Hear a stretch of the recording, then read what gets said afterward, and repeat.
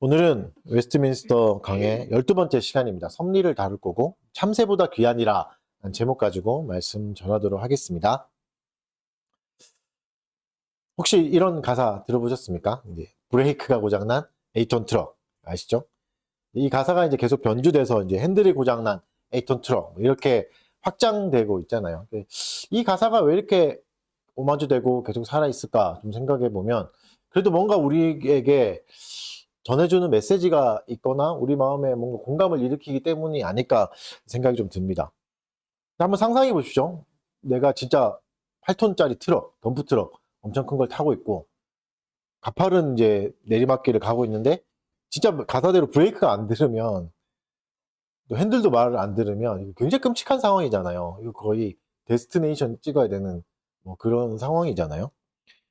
내가 할 수 있는 게 아무것도 없고 뭐 거대한 차체는 계속 미끄러져 내려가고 두렵고 막 이러다가 끝나는 거 아닌가 막 사람 치고 막 이런 거 아니고 주마등 같이 막 인생이 다 흘러가는 그런 순간이잖아요.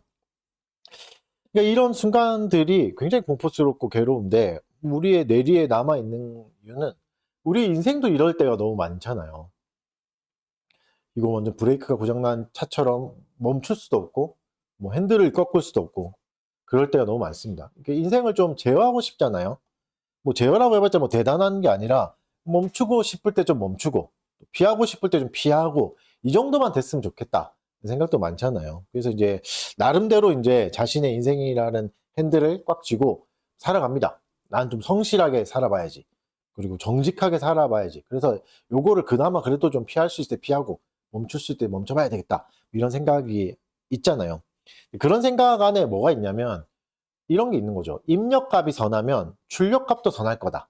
내가 선한 걸 많이 쌓으면, 선한 걸 많이 넣으면 결과도 그래도 괜찮을 거야. 악한 일은 좀 없을 거야. 이런 거죠. 착하고 성실하게 살면 좋은 결과가 있을 거다. 이런 생각을 하는 거죠. 결국은 이게 인생의 법칙이 있다는 생각이거든요. 전제가 그런 거죠. 인생에 작은 법칙이 있다. 여러분도 그렇게 생각하십니까? 많죠? 이게 대부분 이렇게 표현되죠. 인과응보, 권선징악, 사필귀정. 좀 착하게 살면 복 받는다. 다 이런 말이잖아요. 그래서 이런 방정식대로 살아가려고 노력합니다. 그리고 또 그런 생각을 하죠. 내가 이만큼 착하게 살았으니까 화도 좀 덜 내고 나쁜 짓도 덜 하고 그래도 좀 선하게 살았으니까 큰 사고는 좀 피해갈 수 있겠지. 아주 나쁜 일은 그래도 내 인생에는 안 일어나겠지 생각합니다. 근데 여러분 진짜 그렇습니까? 세상이 이 법칙대로 흘러갑니까? 사필귀정입니까? 인과응보입니까? 이런 방정식이 사실 산산조각 나는 현실을 목격할 때가 자주 있습니다. 좀 뭐 멀리 가지 않아도 뭐 평생 성실하게 일하고 정직하게 땀 흘려 일한 분이 한순간 보이스피싱으로 노후 자금을 다 날린다는 이야기들 뭐 이런 얘기도 많이 들어보셨죠?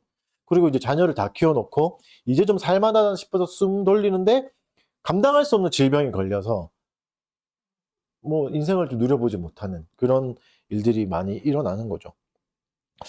이때 이런 이야기를 들을 때 어떻습니까? 좀 슬프기도 하면서 두려움도 생기지 않습니까? 내 인생도 그렇게 되면 어떡하지? 내가 이렇게 노력했는데 다 헛것이 되면 어떡하지? 그러면서 이제 여러 가지 질문도 들고 의문도 듭니다. 세상이 왜 어떻게 돌아가는가?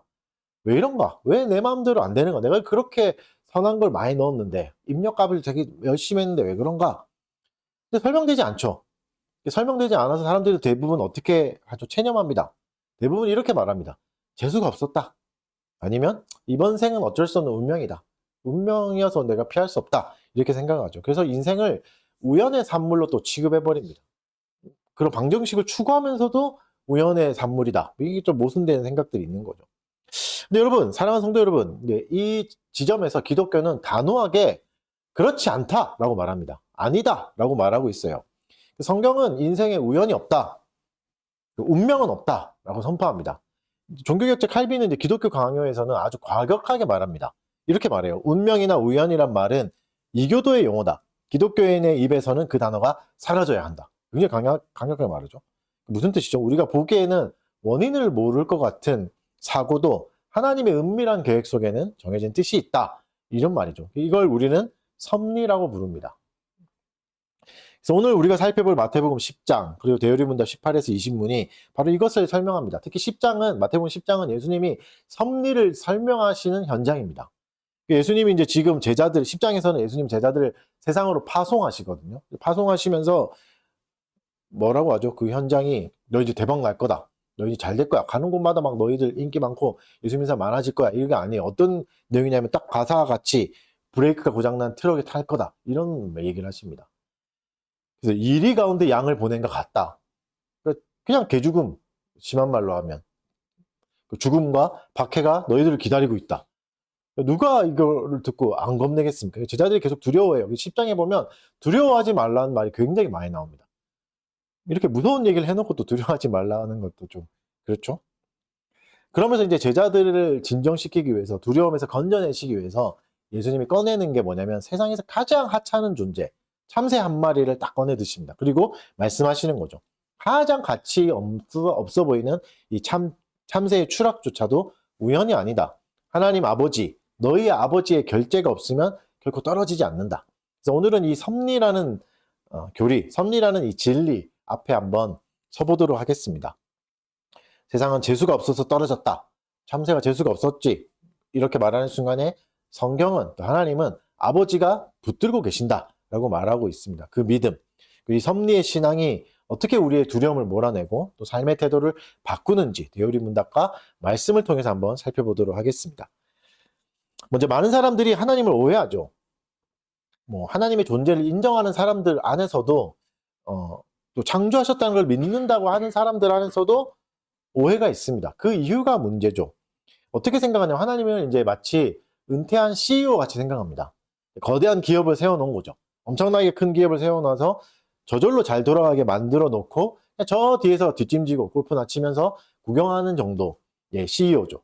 그래서 이제 세상은 관성에 따라 굴러가는 법칙, 또 하나님이 기계적인 자연 법칙을 만들어 놓으셔서 그 법칙대로 세상이 유지될 거다 말하는 거. 이걸 뭐라 그러는 거죠? 이신론이라 그럽니다. 이게 이신론입니다. 하나님이 세상에 관여하지 않고 세상은 다르게 살아간다. 자기의 법칙대로 살아간다. 이거 이신론이죠. 그래서 이렇게 살아가는 사람들에게 중요한 건 뭐죠? 법칙을 발견하는 거죠. 그래서 막 그런 책도 많이 나옵니다. 이 세상에 숨겨진 성공의 비법이 있다. 이 규칙이 있다. 이걸 발견한 사람들이 다 부자가 되고 성공한 사람이 됐다. 요거 찾아내자. 이렇게 생각하는 거. 또 결국 다 이신론의 뿌리에서 나오는 거죠. 이 법칙을 발견하고 법칙대로 살면 잘 살 거다 생각하죠. 심지어 성경도 자꾸 그런 법칙이다 생각해서 성경대로 사는 게 마치 이 법칙을 꺼내서 법칙을 발견해서 살면 성공할 수 있다. 불행을 피할 수 있다. 이렇게 생각하기도 합니다. 그러니까 성경을 굉장히 이신론적으로 해석하는 거죠. 그래서 웨스트민스터 대의문답 18문은 이런 생각에 반론을 제기합니다. 18문 제가 읽어드릴게요. 18문, 하나님의 섭리는 무엇입니까? 답은 하나님의 섭리의 일은 모든 피조물을 더 없는 거룩하심과 지혜와 권능으로 보존하시고 통치하시는 것입니다. 하나님께서는 자신의 영광을 위해 모든 피조물과 그들의 모든 행위를 다스리십니다. 보십시오. 뭐죠? 섭리의 첫 번째 기둥은 보존이에요. 보존이 뭐죠? 냉장고에 그냥 음식물 넣어놓고 이렇게 오랫동안 보관하는 거 그런 정도가 아니에요. 이 보존은 피조물을 하나님이 지금도 붙들고 계시고 지금도 다스리고 계신다는 겁니다. 그러니까 바꿔 말하면 무슨 뜻이죠? 하나님의 손을 떼는 순간, 하나님이 관여하지 않는 순간 모든 물질은, 만물은 존재의 이유를 상실하고 사라져버린다. 이 말입니다. 이게 보존이에요. 지키시고 지금도 보존하고 계신다. 그러니까 우리가 오늘 아침에 눈을 뜨고 지구가 또 자전을 하고 우리의 심장이 뛰고 하는 것, 이거 되게 일상같이 보이고 법칙에 따라 흘러가는 거 보이고 당연한 거, 어제 있었으니까, 어제도 그랬으니까 오늘도 있을 거라 이게 당연해 보이지만 당연하지 않다는 거죠. 모든 만물은 하나님이 붙들고 계신다. 하나님이 지금도 있으라고 말씀하셔서 능력 있게 붙들고 계셔서 존재한다. 이렇게 설명하는 겁니다. 하나님이 지금도 말씀하지 않으시면 우리가 겪는 지겨울 것 같은 일상도 일어나지 않는 거죠. 겪어보셔서 잘 아시지 않습니까? 평범한 일상이라는 게 그렇게 쉽지 않습니다. 이걸 유지한다는 것도. 그래서 루터는 사도신경 1항 창조주에 대해서 설명하면서 이렇게 말합니다. 하나님은 세상을 만드시고 목수가 집을 지어놓고 떠나듯이 떠나시는 분이 아니다. 그분은 창조하신 것들과 함께 계시며 그것들을 지속적으로 유지하고 다스리신다. 그러니까 창조가 존재의 시작이라면 섭리는 지속적인 창조입니다. 계속해서 하나님이 창조하고 계시고 계속해서 유지하고 계시는 거죠. 무슨 법칙에 놔뒀거나 자연스럽게 돌아가거나 시계처럼 자연스럽게 돌아가게 만들어 놓으신 게 아니라 지금도 세밀하게 관여하시는 거죠. 그래서 예수님이 거대하고 추상적인 진리를 설명하기 위해서 가장 하찮은 존재, 세상에서 아주 별것 없는 존재를 끄집어내십니다. 그게 참새입니다. 말씀을 읽어볼까요? 10장 29절 읽어봅시다. 마태복음 10장 29절. 참새가 어떤 존재인지 읽겠습니다. 시작.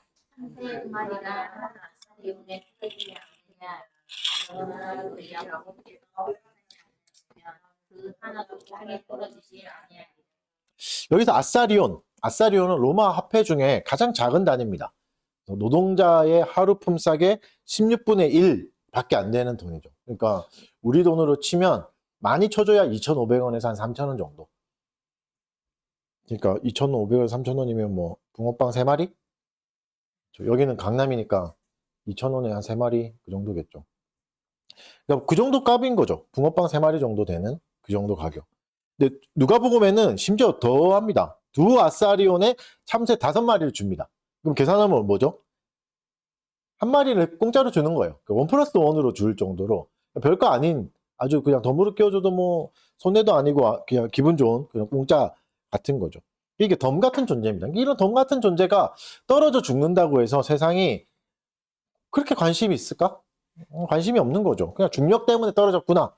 재수가 없어서 떨어졌구나. 사냥꾼의 화살에 맞았구나. 돌에 맞았구나. 병들었구나. 뭐 이렇게 그냥 생각하는 거죠. 의미 없는 죽음으로 취급합니다. 참새가 떨어져서 죽은 거 기억나십니까? 보신 적 있습니까? 그 뭐 크게 여러분의 일상에 영향을 미치진 않죠. 하찮은 존재니까. 근데 여기서 주님이 충격적인 반전을 말씀하십니다. 읽었던 대로 그러나 너희 아버지께서 허락하지 아니하시면 그 하나도 땅에 떨어지지 않는다. 이렇게 말씀하세요. 그러니까 아주 뭐 붕어빵 가격밖에 안 되는 하찮은 참새가 하나님이 허락하지 아니하시면 이렇게 말해요. 근데 여기서 이제 허락하지 아니하시면 단어가 중요한 단어인데 원문으로 하면 아니오라고 하는데 원문은 직역하면 무슨 뜻이냐면 뭐뭐 없이는입니다. without이에요. without.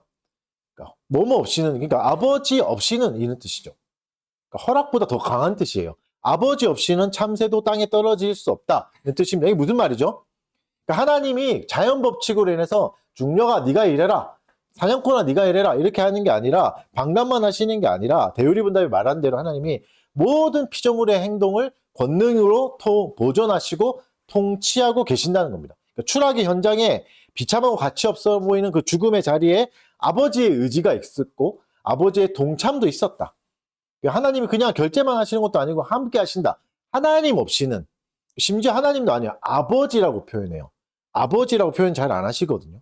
아버지 없이는 이런 일이 일어날 수 없다. 이렇게 말하는 거죠. 그러니까 아버지의 의지와 동참이 없으면 참새 한 마리도 추락하지 않는다. 참새가 총에 맞든 날개가 부러지든 고양이한테 잡아먹히든 그 순간에는 만왕의 왕이신 하나님이 반드시 참여하신다. 그리고 최종 결제가 반드시 들어간다. 이런 말입니다. 그래서 칼빈은 기독교 강의에서 이것을 이제 비밀스러운 충동이라고 말해요.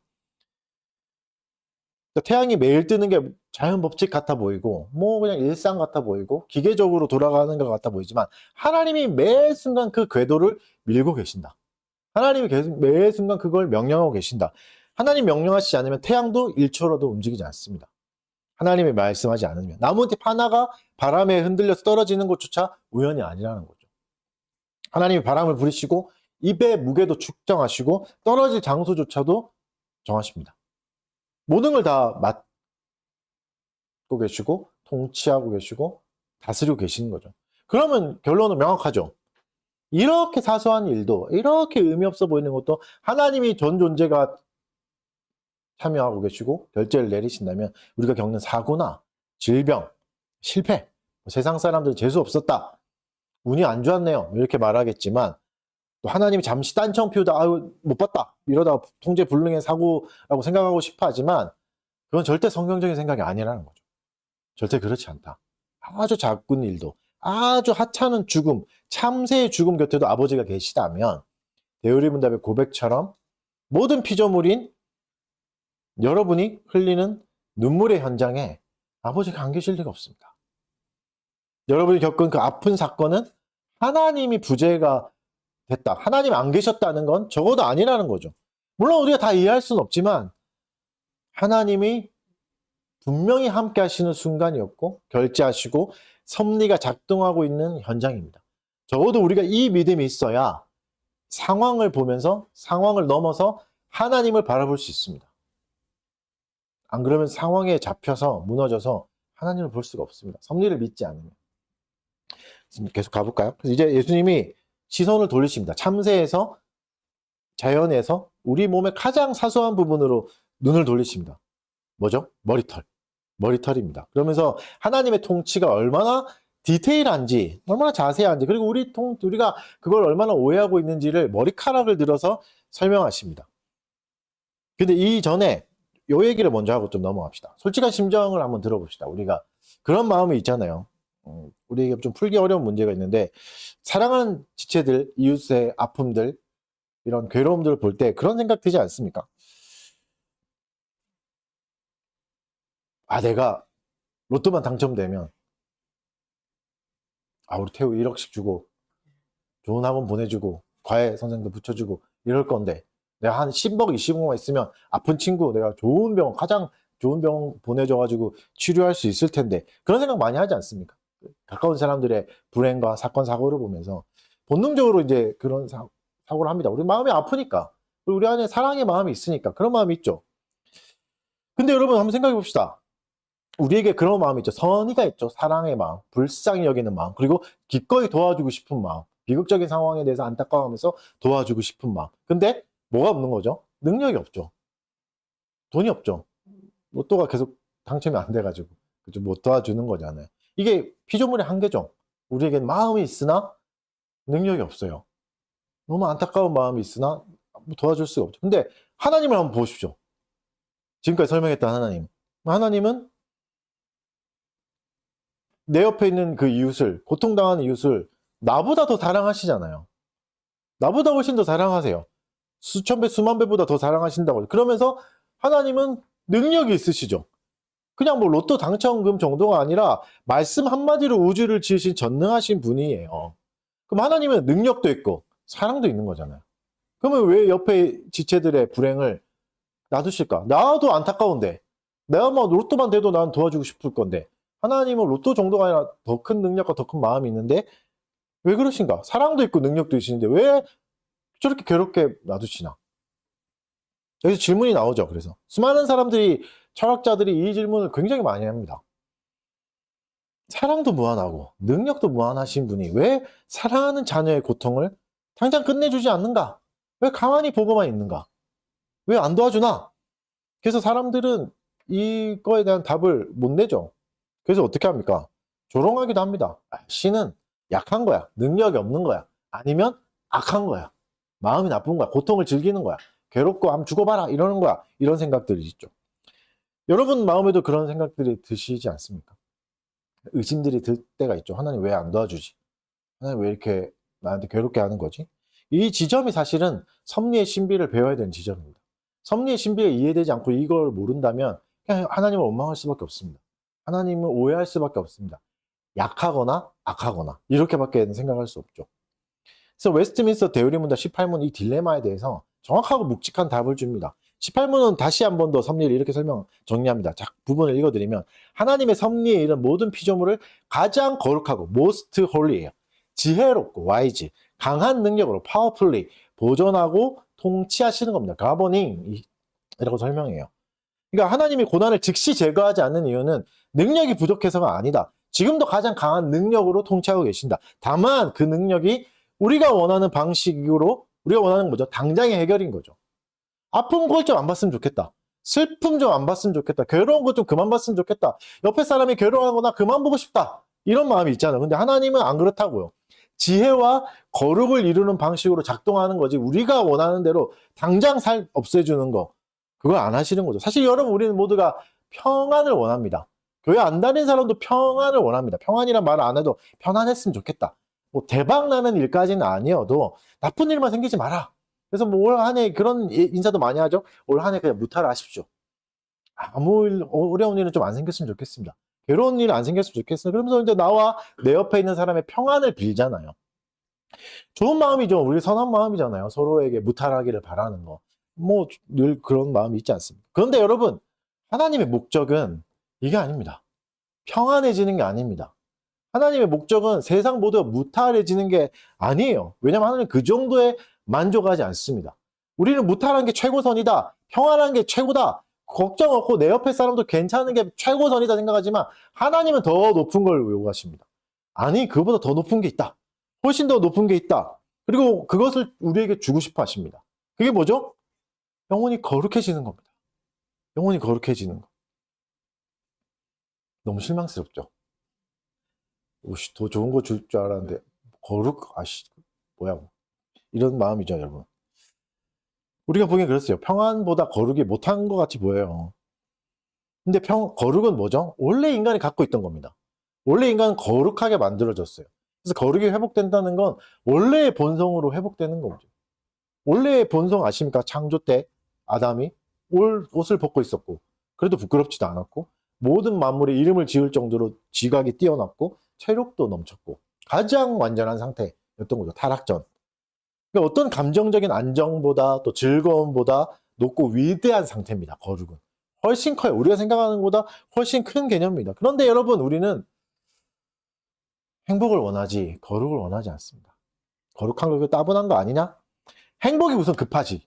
거룩은 좀 나중에 여유되면 좀 챙기는 거 아닌가? 좀 뭐 먹고 살만하면 거룩, 그렇죠. 뭐 좋죠.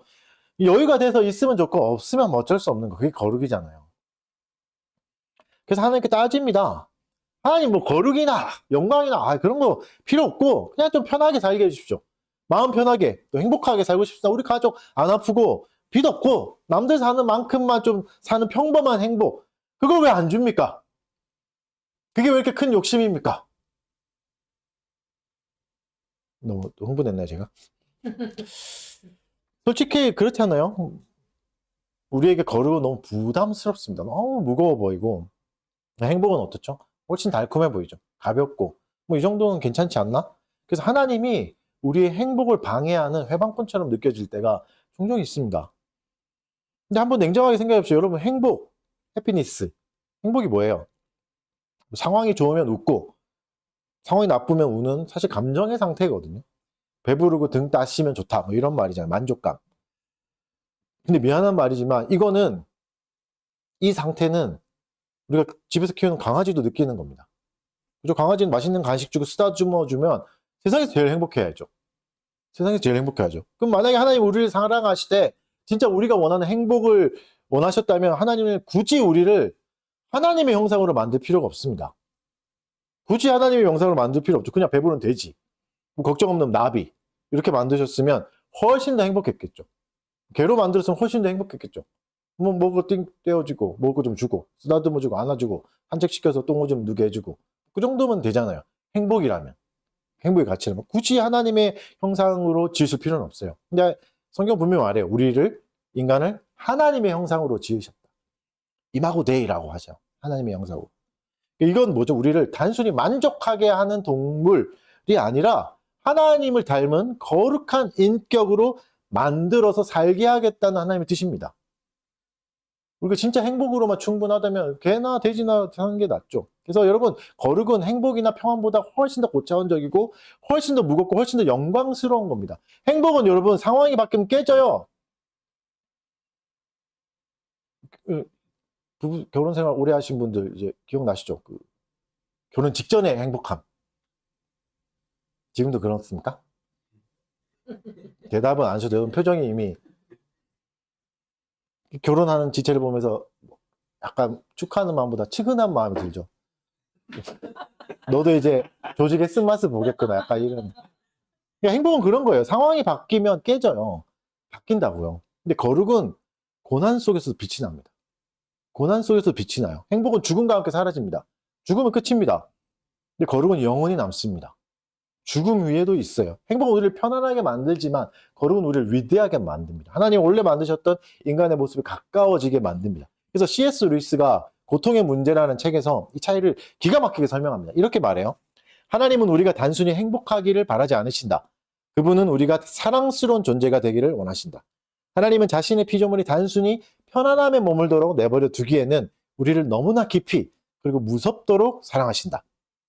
생각해 보시죠, 여러분. 부모가 자녀를 사랑한다면, 그리고 자녀가 행복하기를 바란다면, 자녀가 바라는 행복은 뭡니까? 여기 자녀들 있잖아요. 자녀가 바라는 행복 제가 맞춰볼까요? 방학이 계속되는 거죠. 이거 표정이 확 밝아지죠. 방학 이렇게 좋은데 뭐 한 달만 할 게 아니라 한 6개월. 너무 좋겠죠. 그래서 뭐 누워서 핸드폰 보고, 일어나서 핸드폰 보고, 피곤하면 PC방 가서 게임하고 친구들 만나고, 늦게 일어나서 TV 보고. 여러분, 이게 자녀들이 바라는 행복이잖아요. 여러분, 이렇게 살면 어떻죠? 엄마랑 부딪힐 게 없습니다. 엄마가 또 학교 전에서 우리 애가 좀 착한데 늦게 일어나가지고, 얘는 착한데 늦게 일어나가지고 지각합니다. 죄송합니다.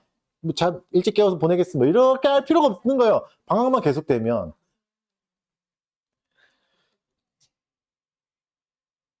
또 실명을 거역했으니까 우리 태철이의 삶. 태철이의 삶이잖아요. 여러분, 이렇게 살면, 방학이 계속되면 엄마 아빠랑 부딪힐 일도 없어요. 자녀도 좋고 엄마도 좋아요. 근데 여러분, 진짜 그렇게 해주는 부모가 진짜 사랑이 넘치는 부모입니까? 너는 진짜 TV 보는 걸 너무 좋아하니까, 누워있는 걸 너무 좋아하니까, 게임하는 걸 너무 좋아하니까 학교는 그만 가라. 이제 행복하게 게임만 해라. 진짜 사랑이 넘치는 부모라고 누가 말할 수 있겠습니까? 누구도 그렇지 않습니다. 어떤 부모도 자녀가 침대에서 뒹구는 행복한 바보가 되기를 원하는 부모는 아무도 없습니다. 훌륭한 부모는 어떻죠? 자녀가 공부라는 고통을 겪더라도 훈련의 땀을 흘려서라도 마침내 실력 있고 건강한 시민이 되고 성숙한 어른이 되기를 원합니다. 그 순간 자녀는 부모를, 아버지를 원망할지 모릅니다. 아빠는 내가 노는 걸 싫어해. 엄마는 왜 이렇게 나를 괴롭히는 거야? 왜 이렇게 일찍 깨우는 거야? 왜 이렇게 이러는 거야? 엄마는 내 식으로 왜 이렇게 방해하는 거야? 이럴 수 있어요. 하지만 그게 부모의 사랑이 부족한 건 아니죠. 그 사랑이 자녀보다 훨씬 더 크고 높은 차원이기 때문에 그렇습니다. 자녀는 괴롭긴 하지만. 그래서 히브리서 12장 10절은 이 목적을, 섭리의 목적을 정확하게 말씀하십니다. 읽어드릴게요. 그들은 잠시 자기의 뜻대로 우리를 징계하였으나 오직 하나님은 우리의 유익을 위하여 그의 거룩하심에 참여하게 하시느니라. 그들은 잠시 자기의 뜻대로 징계했다는 건 육신의 부모를 말하는 거예요. 육신의 부모가 자기의 뜻대로 자녀를 징계할 때도 있지만 하나님이 하시는 것은 우리의 유익을 위해서, 목적은 거룩이다. 거룩에 참여하게 하기 위해서 이런 걸 주신다. 침대에서 뒹구는 행복한 바보가 아니라 거룩에 참여하는. 여러분, 우리의 목표는 편안함이잖아요. 근데 하나님의 목표는 거룩함입니다. 하나님 우리에게 요구하시는 목표는 거룩함이고 반드시 거기로 우리를 데려가십니다. 하나님이 우리를 그냥 로또에 당첨된 벼락부자로 만드는 것에 하나님 만족하지 않으십니다. 하나님은 우리를 하나님의 형상 닮은 영광스러운 자녀로 빚어가시는 것을 원하십니다.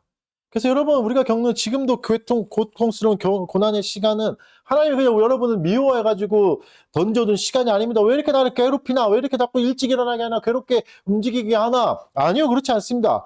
하나님 여러분을 행복한 동물로 내버려 두지 않으시고 거룩한 자녀로 빚으시기 위해서 하고 계시는 가장 치열한 사랑의 간섭입니다. 이 시간이 필요합니다. 이 시간을 통해서 우리는 성장하는 거죠. 뼈를 깎는 아픔이 있습니다. 물론 아픕니다. 괴롭습니다. 그러나 위대한 조각가이신 하나님이 여러분 안에 있는 죄를, 군더더기를 깎아내고 계시고 우리를 빚어가고 계십니다. 훨씬 더 거룩한 형상으로, 원래 하나님이 디자인하신 대로.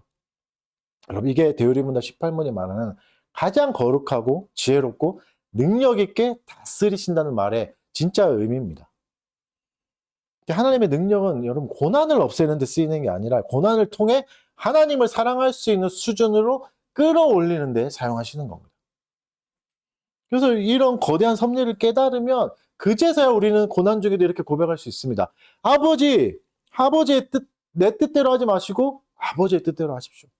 아버지의 뜻대로 하십시오. 나를 행복하게 하지 마시고 나를 거룩하게 해주십시오. 이렇게 말할 수 있는 거예요.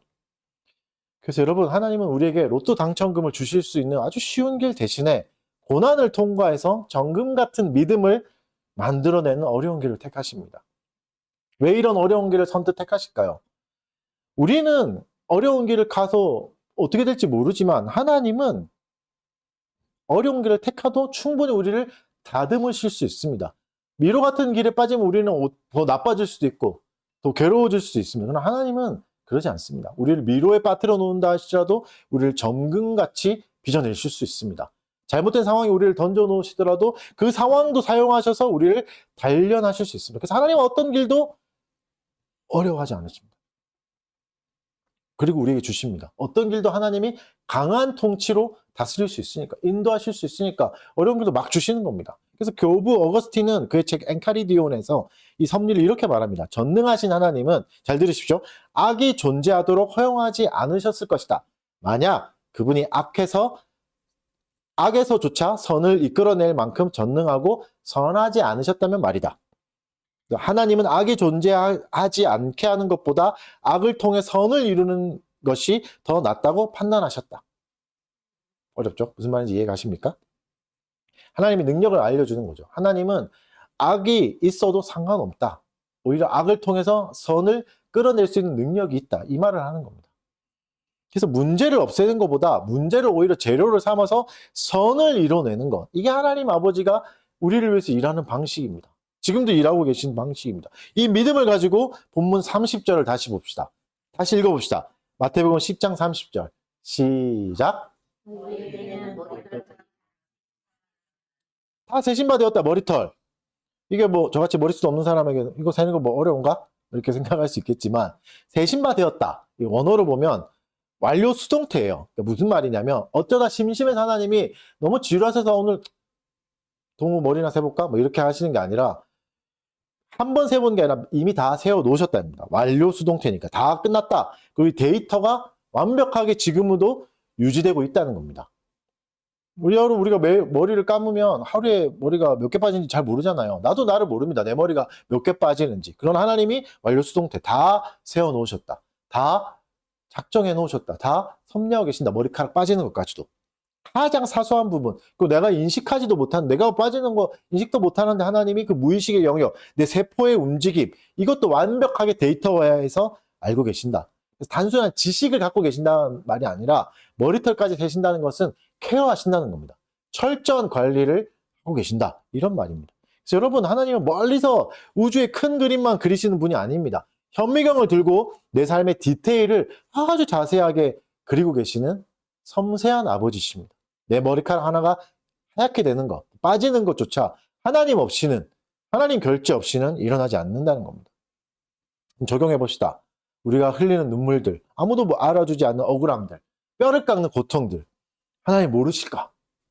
그렇지 않습니다. 그 순간에도 하나님은 모든 머리털을 세고 계십니다. 너무 고민이 많아서 머리털이 빠지는 그 순간에도 하나님이 알고 계신다는 거죠. 세상의 법칙은 간단하죠. 죄 지으면 벌 받고 선하게 살면 상 받는다. 인간 응보잖아요.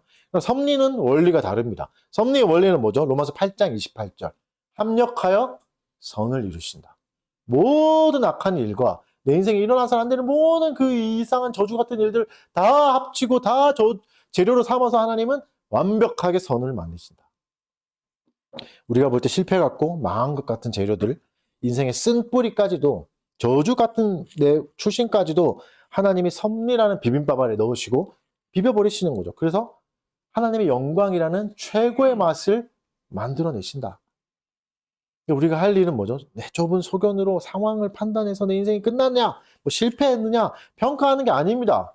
내 인생은 내가 평가할 수 없습니다. 우리가 할 일은 이 지혜로운 요리사에게, 로또보다 더 큰 능력을 가지신 아버지께 나의 삶을 맡기는 겁니다. 전적으로 신뢰하는 겁니다. 하나님이 이루시는 것이 가장 선하다. 하나님이 가장 나에게 좋은 것을 주실 거라고 믿는 거죠. 예수님은 그래서 섭리 설교의 결론을 내리십니다. 결론은 명확하고 단순합니다. 같이 읽어봅시다. 10장 31절. 시작. 너희는 많은 참새보다 귀하니라. 두려워하지 말라 말씀하십니다. 그리고 귀하다 말씀하십니다. 여기서 귀하다는 조금 더 낫다 이런 뜻이 아닙니다. 다르다는 뜻이에요. 탁월하다는 뜻입니다. 그러니까 무슨 말이죠? 레벨이 다르다. 너희는 참새와 본질적으로, 그리고 존재적으로 차원이 다르다. 하나님 아버지가 참새에게도 이렇게 열심히 다스리고 통치에 참여하시는데 너희는 레벨이 다른데, 차원이 다른 존재인데, 훨씬 더 고귀하고 거룩한 존재인데 하나님 어찌 아끼지 않겠느냐. 고작 2,500원짜리 참새 추락에도 참여하고 일일이 결제하신다면 하나님의 형상대로 지음받은 당신의 아들의 피로 사신 너희를 그냥 두시겠냐? 절대 그럴 수 없다. 이 말씀을 하시는 겁니다. 여러분, 우리가 얼마나 대단한 존재인지 웨스트민스터 19문을 보면, 대여름도 19문을 보면 더욱 놀라게 됩니다. 19문은 천사에 대한 섭리를 다루는데 이렇게 말합니다. 다 읽진 않고 부분만 읽어드릴게요. 하나님의 천사들은 하나님의 능력과 자비와 공의의 시행을 위하여 사용하신다. 여러분, 우리가 천사를 엄청나게 우리보다 대단한 존재, 엄청 영적인 존재, 신비한 존재로 생각해서 위축되긴 하지만 대유리문답의 표현을 보십시오. 뭐라고 말씀하시죠? 천사들을 사용하신답니다. 이건 어떤 뉘앙스냐면 천사들을 알바생으로 부리신다, 일꾼으로 부리신다, 이런 뉘앙스예요. 그래서 히브리서 1장 14절에도 천사를 구원받은 상속자들 섬기라고 보냄받은 영이다, 이렇게 말씀하시죠. 천사는 우리를 시중드는 종이다, 이런 표현이에요. 때로는 하나님이 성도 한 사람을 지키기 위해서 천군 천사도 동원하신다, 이런 말이 되는 거죠. 그럼 반대로 우리를 위협하는 악한 영들도 있잖아요. 마귀가 내 인생을 망칠까 봐 두렵기도 하지 않습니까? 그때 대유리문답 19문은 우리에게 엄청난 담대함을 줍니다. 타락한 천사는 하나님 어떻게 하시죠? 이렇게 대답합니다. 타락한 천사들의 모든 죄를 제한하며 규제하셔서 하나님 자신에게 영광이 돌아가게 하신다. 뭐죠? 하나님은 악을 방관하지 않으십니다. 악마조차도, 사탄조차도, 하나님께 불순종한 사탄조차도 하나님의 제한과 규제 가운데 있습니다. 마틴 루터는 이런 비유로 말합니다. 마귀는 사나운 개와 같지만 하나님의 쇠사슬에 묶여있는 개다. 무슨 말이죠? 너무 무섭고 흉측하지만 하나님 목줄을 꽉 메어 놓으셨다. 그래서 일정 거리 이상 나올 수 없다. 나를 해할 수 없다. 그래서 묶인 개는 주인이 허락된 줄 길이만큼만 움직일 수 있잖아요. 욥기를 보십시오. 하나님이 사탄에게 뭐라 말씀하죠? 사탄이 욥을 막 삼키려고 하고 죽이려고 할 때 허락하지 않으십니다. 그래서 털끝도 못 건드려요. 하나님이 허락하지 않으시니까. 그의 나머지 걸 치지, 욥을 칠 수 없죠. 그러니까 하나님의 결제 없이는 욥의 머리털도 못 건듭니다. 왜죠? 머리털은 하나님의 관리하시는 거니까. 하나님이 세고 계시는 거니까. 그러면 여러분, 두려워하지 마십시오. 악조차도 섭리의 도구일 뿐입니다. 더 나아가서 하나님이 우리를 얼마나 특별하게 대우하시는지 대유리문답 20문을 보면 가슴이 벅차오릅니다. 여러분, 하나님이 참새를 먹이시지만 참새하고는 약속은 안 하세요. 참새하고는 약속 안 하십니다. 그런데 인간하고는 뭘 하시죠? 약속을 하십니다. 생명의 언약을 맺으십니다. 그게 뭐죠? 선악과잖아요. 그러니까 단순히 하나님이 우리에게 먹이만 던져주는 사육주가 아니라 인격적인 파트너로 대우하신다는 겁니다. 약속은 누구하고 합니까? 대등한 관계에서 합니다. 그래서 이 신문은 하나님이 인간에게 베풀어 주신 섭리의 선물들을 나열하고 있습니다. 선물이 뭐죠? 낙원을 주세요. 선물이 또 뭐죠? 노동을 주십니다. 이것도 선물이에요. 관리하게 하시죠. 그 모든 열매를 먹게 하시죠. 또 뭘 만드시죠? 결혼을 제정하십니다. 그리고 뭘 하시죠? 하나님과 교제하도록 안식일을 주십니다. 이 모든 게 선물입니다. 노동은 저주가 아니고 결혼도 저주가 아니고 열매를 먹게 하는 것도 저주가 아닌 하나님의 축복이고 선물입니다. 타락 이전부터 하나님이 인류에게 주신 창조의 축복입니다. 그럼 이렇게 물을 수도 있죠. 어떤 사람은 묻죠. 왜 선악과를 주셔서 인간이 죄를 짓게 하셨나? 그거 안 주셨으면 차라리 나았지 않을까? 근데 이 신문을 분명히 말했죠. 선악과는 함정이 아니다. 하나님이 깊게 파놓은 아무도 모르게 파놓은 함정이 아니라 언약의 표다, 이렇게 말씀하십니다. 약속의 증표다, 이렇게 말씀하세요. 그래서 이 선악과는 인간을 넘어뜨리는 덫이 아닙니다. 피조물이 깨닫게 하는 거죠. 내가 모든 걸 다 마음대로 먹을 수 있고 마음대로 할 수 있지만 내가 주인은 아니구나. 관리자구나. 청지기구나. 그래서 하나님에 의존해야 되는 존재이구나를 기억하게 하는 안전장치인 거죠. 저걸 보면서 계속 하나님을 생각하는 거죠. 그렇지, 하나님이 나에게 맡겨주신 거지. 내 인생을 보면서 하나님이 나에게 맡겨주신 거지. 하나님이 나에게 주신 거지. 그래서 진짜 왕은 하나님이시지. 이걸 인정하는 사랑의 장치였습니다. 그러니까 그래서 그 선악과이기 때문에 우리가 기계 로봇이 아니고 자유의지를 가진 존귀한 존재로 대하신다는 걸 알 수 있게 해주시고 선택권을 주시는 거죠. 그리스도인의 자유를 주신 겁니다. 엄청난 자유 아닙니까? 사랑하는 자에게 가장 줄 수 있는 최고의 것이 자유 아닙니까? 비극적이게도 첫사람 아담은 실패했죠. 이 신문이 요구한 완전하고 항구적인 순종에 실패해서 언약을 깨트립니다.